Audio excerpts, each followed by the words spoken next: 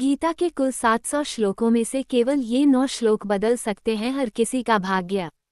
मार्गशीर्ष मास के शुक्ल पक्ष की एकादशी तिथि को हो भगवान श्री कृष्ण ने गीता का दिव्य ज्ञान कुल 700 श्लोकों के माध्यम से अर्जुन को दिया था। 700 श्लोकों में से केवल इन 9 श्लोकों का पाठ नित्य करने से किसी व्यक्ति का भाग्य बदल सकता है। श्लोक 1। योगस्थ कुरु कर्माणि संग त्यक्त्वा धनंजय सिद्धया सिद्धयो समो भूत्वा समत्वम योग उच्यते। अर्थात हे धनंजय अर्जुन, कर्म न करने का आग्रह त्याग कर यश अपयश के विषय में संबुद्धि होकर योगयुक्त होकर कर्म कर, क्योंकि समत्व को ही योग कहते हैं। श्लोक 2। नास्ति बुद्धिर्युक्तस्य न चायुक्तस्य भावना न चाभावयत् शान्तिरशान्तस्य कुत सुखम। अर्थात योगरहित पुरुष में निश्चय करने की बुद्धि नहीं होती और उसके मन में भावना भी नहीं होती। ऐसे भावना रहित पुरुष को शांति नहीं मिलती और जिसे शांति नहीं उसे सुख कहाँ से मिलेगा। श्लोक 3। विहाय कामान यः कर्वान् पुमांश्चरति निस्पृह निर्ममो निरहंकार स शांतिम अधिगच्छति। अर्थात जो मनुष्य सभी इच्छाओं व कामनाओं को त्याग कर ममता रहित और अहंकार रहित होकर अपने कर्तव्यों का पालन करता है उसे ही शांति प्राप्त होती है। श्लोक 4। न हि कश्चित् क्षणमपि जातु तिष्ठत्य कर्मकृत कार्यते यश कर्म सर्व प्रकृति जयगुण।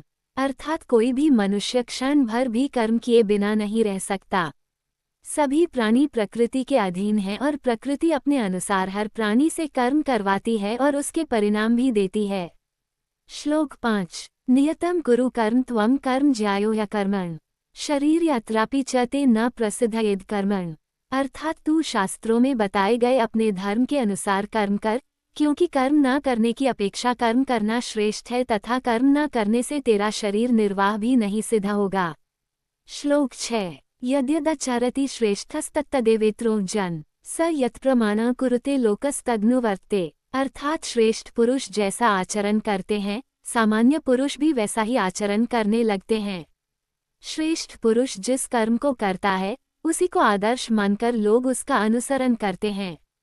श्लोक 7। न बुद्धि भेदम जनेद ज्ञाना कर्म संज्ञानाम जोशयेत् सर्वकर्माणि विद्वान्युक्त समाचरण। अर्थात ज्ञानी पुरुष को चाहिए कि कर्मों में आसक्ति वाले अज्ञानियों की बुद्धि में भ्रम अर्थात कर्मों में अश्रद्धा उत्पन्न न करे, किंतु स्वयं परमात्मा के स्वरूप में स्थित हुआ और सब कर्मों को अच्छी प्रकार करता हुआ उनसे भी वैसे ही कराव।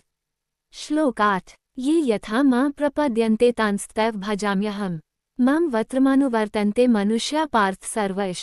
अर्थात हे अर्जुन, जो मनुष्य मुझे जिस प्रकार भजता है यानी जिस इच्छा से मेरा स्मरण करता है उसी के अनुरूप मैं उसे फल प्रदान करता हूँ।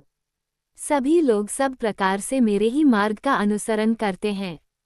श्लोक 9। कर्मण्येवाधिकारस्ते मा फलेषु कदाचन मां कर्मफल हेतुरभूर्मा ते संगोस्त्व कर्मणि।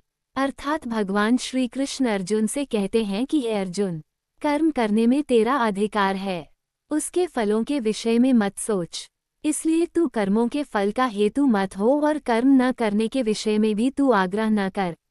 Please guys video like subscribe जरूर करें।